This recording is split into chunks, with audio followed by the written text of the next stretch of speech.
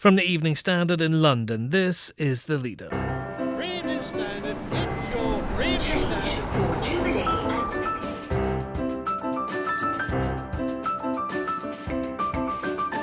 Hi, I'm David Marsland. The UK is not in recession, but the government is not off the hook. In fact, it's the slowest growth figure for 9 years. So since the sort of post-crash slowdown, this is the slowest it's been since then. Our political editor Joe Murphy on the economic troubles brewing for the Conservatives. Also, the RMT has become a really, really radical, hard-left, agitated trade union that isn't standing up, as it says, for workers' rights and safety on the railways. It's standing up for a kind of disruptive extremist politics. Our associate editor Julian Glover on calls for a rail union boss to resign over alleged anti-Semitic comments from 2011. And on Armistice Day, we remember.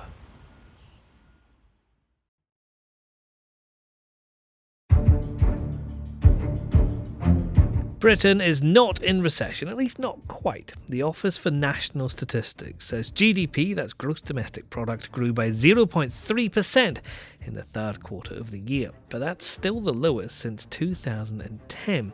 And as our editorial column points out, there are lots of reasons to worry about what comes next. Last week, the credit rating agency Moody's warned it may downgrade its view of Britain's ability to pay its way from stable to negative. And even if markets have priced much of this in, it's a sign there may be tough times ahead. Not that you would know it from the way the election campaign is going. If you listen to Labour and the Conservatives, there's no end to the cash that they can now spend.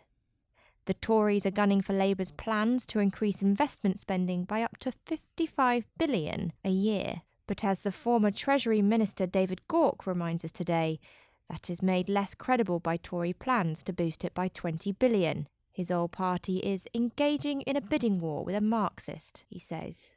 Voters are being given the impression all this spending will be pain-free. They are in for a shock. Our political editor Joe Murphy's in our Westminster office. Joe, the UK's avoided recession, but the figures aren't great, are they? No, we are confirmed to be in the slow lane. In fact, it's the slowest growth figure for 9 years. So since the sort of post-crash slowdown, this is the slowest it's been since then. That really does matter, though, in this election campaign, because it's going to really put some limits on what spending can credibly be offered by both parties. David Gauke, the former Justice Secretary, has written in Conservative Home and also spoken to the Evening Standard about the Conservative Party's, I guess, reputation as the safe pair of hands for the UK's economy. What's he said? Well, David Gauke is one of these many Tories who are standing back with a slight look of discomfort on their faces, saying it's taken us decades to become the party of economic competence. That is a reputation which, of course, they have forfeited several times over the last few decades, and then regained very painfully since 2010 by bearing down on spending. And he says large numbers of Conservative voters have traditionally supported the party because of its reputation for economic competence. But too many unfunded spending commitments and being boxed into a hard Brexit is going to undermine this reputation. Don't take these voters for granted, is what he says. And this is off the back of the Chancellor Sajid Javid announcing £100 billion worth of spending in a speech last week. Do today's figures have any bearing on that? Well, of course, £100 billion was borrowing, so it's fairly sort of independent of the growth figures. But there was something much more significant in what Sajid said last week as far as this particular predicament goes. He announced his 3 spending and tax rules. The most important of the 3 rules that he announced was that all day-to-day spending must be funded out of taxation. You can't fund extra policemen, extra nurses from borrowed money, unlike big capital infrastructure projects. Now, that's hugely significant because today's figures mean that there's going to be lower tax revenues in the future. That means you can spend less because you're not going to have the revenues coming in to support that spending. Now, I think Javid would have known that these figures were going to come out, and he announced that rule first so that when the noose appeared, it would tighten rather than loosen on the manifesto team, who are drawing up exactly what the Tories will promise. So I would imagine that the Conservatives will be welcoming the fact that the UK is not going into recession, but there are problems ahead then. It's a huge relief to the Tories that they're not going into recession, but in terms of problems, they've got a big election to win. They have identified in some sections of their strategy team spending and trying to beat Jeremy Corbyn on this bidding war for spending. They've identified that as very important, and now they've got to try and deliver. That's going to be hard. Next. No wonder the EDL are flying the flag of Israel. The modern-day Nazi EDL are flying the flag of Israel. A video recorded in 2011 of the RMT union boss Steve Hedley making apparently anti-Semitic comments has re-emerged, while the Standard thinks it reveals the nasty side of the union.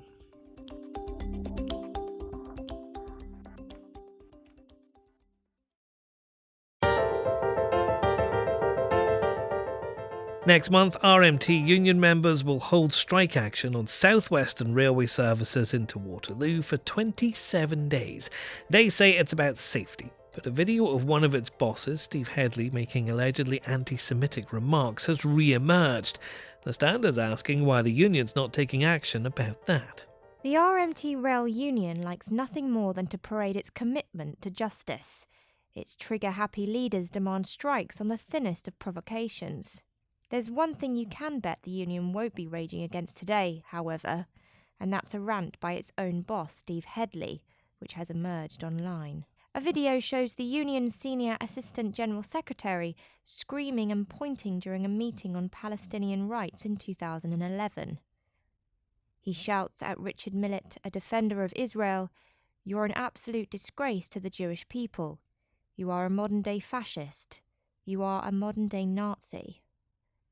Sadly, this sort of hateful stuff has become the norm in parts of the left, so there's not much hope that the RMT will now get rid of Mr. Hedley, as it should. But as passengers struggle through pointless, politically motivated winter strikes, they should know that behind the union's virtuous claims to defend safety and workers' rights lie some very nasty things indeed.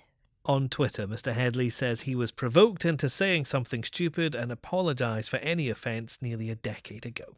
Well, Associate Editor Julian Glover, the editorial, says the RMT's quick to call a strike, but it won't take action against one of its own bosses. Yes, yet again, we've got another rail strike coming up, this time on the trains into Waterloo. Not just a day or two of action, 27 days, on very spurious grounds that the company is apparently not talking to it about whether it's going to get rid of guards. The company's very clear it isn't going to get rid of guards, but the rail union just likes going on strike. Now, that is one side of today's story. The other is something different. It's a video that's come out online over the weekend of one of the union's bosses, Steve Hedley, at a meeting about Palestinian rights a few years ago, ranting in what can only be said to be an anti-Semitic way at a Jewish member of the audience. Now, you might ask, what's a meeting on Palestine got to do with the trains and rail strikes? And the answer is that the RMT has become a really, really radical, hard-left, agitated trade union that isn't standing up, as it says, for workers' rights and safety on the railways. Those matter a lot. It's standing up for a kind of disruptive extremist politics of the sort that's infected a lot of the Labour Party. And when people hear there's a strike, they might think, well, maybe the RMT's got a point. Maybe it's a thinking moderate union that's trying to do the good thing. People need to see both sides, what's going on behind the scenes. And it's people like Mr. Hedley in really shocking and unpleasant remarks, not linked to his day job, not linked to the railways, but linked to political agitation. And that is a risk for passengers, and it's a risk for our country, if people want to be told the truth about why people are doing things. If there is no action taken, is that kind of seen by some as a tacit approval of anti-Semitism? I don't think the RMT is at the core of the battle for or against anti-Semitism.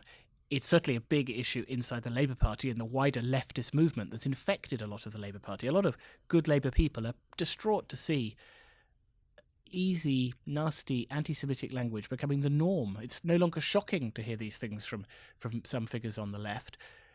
And Labour's got to do something about it. The left has got to do something about it. The RMT certainly shouldn't tolerate this from its boss. I've no expectation he'll do anything about it at all. He'll continue in the job. He'll continue to issue random strike threats on the most false and spurious grounds, and passengers will continue to suffer. What more can Labour, can the left do? I mean, we had John McDonnell just a couple of weeks ago saying that they're doing everything they can. Are they? Of course not. And nor, we should be fair in this, the Conservative Party doing everything they can about Islamophobia that certainly exists in parts of the Tory party. This isn't just an issue of one political party or one political movement. It's an issue about a degree of tolerance and respect for people across politics, and a sense that hate, anger, rage, villainising people is becoming quite normal. The Labour Party could easily do something about anti-Semitism. It could throw out anybody in it who makes anti-Semitic remarks. The trouble is it would involve throwing out its own leader, so that's a challenge. John McDonnell knows perfectly well that if he wants to get rid of this, you have to remove people like Jeremy Corbyn, not give them the top levels in the party. It's not going to change. Voters need to experience it and see it and make their own minds up, and they can read about it and hear about it in the Evening Standard and other places too. This isn't a political campaign based on some sense of bias. You look at the Jewish Chronicle. Last week they warned non-Jewish voters about what they feel and what they are experiencing and pleaded with people to listen and make their minds up. Now, Boris Johnson and Jeremy Corbyn broke off from campaigning to observe 2 minutes silence for Armistice Day. Mr Corbyn was in Islington, Mr Johnson in Wolverhampton. One picture caught the power of remembrance. It showed the Queen watching the ceremony at the Cenetaph, apparently wiping a tear from her eye. It was a reminder that behind a formal tradition lies a simple shared human emotion, a sense of respect and love for those who fought and lost their lives in battles to defend our country. You do not need to think all these wars were right to respect remembrance. It does not glorify conflict, but recalls the horror that many people experienced in a common cause. The Queen's emotions spoke for us all.